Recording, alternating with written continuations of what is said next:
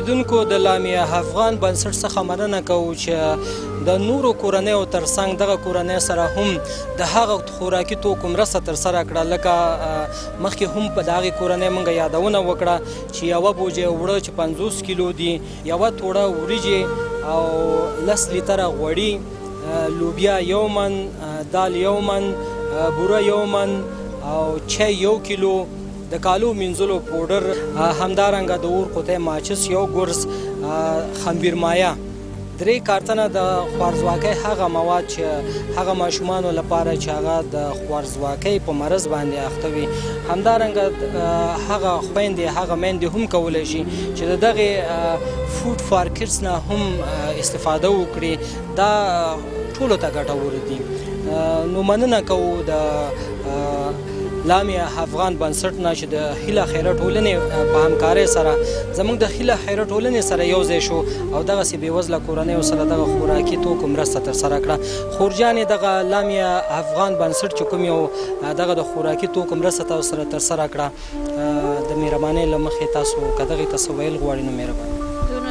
ډیره مننه وروره، خدای دې ډېر ښه ورسره وکړي چې د موږ خوارو غریبو پوښتنه وکړه، موږ سره دغه مرسته کومک وکړي.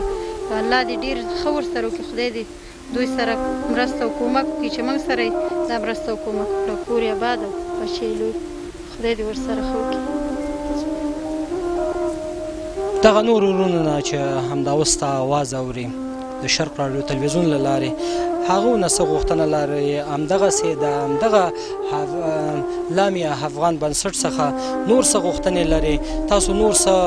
داسې کوم شیانو ته اړتیا لرئ که څه نور ویل ورور جانه د موږ کوټې دغسې خرابه دي نو تاسو خپله یې وګورئ په خدای چې زه ډارېږم چې دغه ژبې به په موږ باندې دا راولوېږي دلته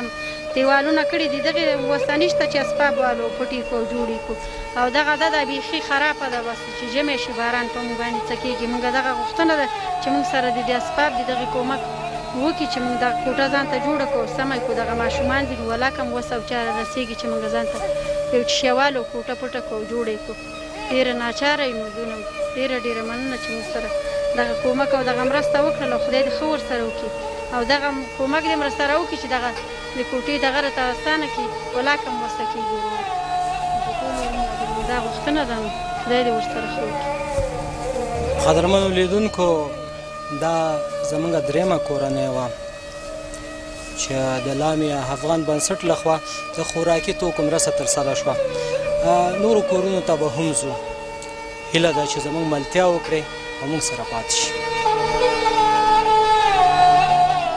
د غریبو لاسنیوی د ټولو مسؤلیت او دنده ده د هیلې خیریه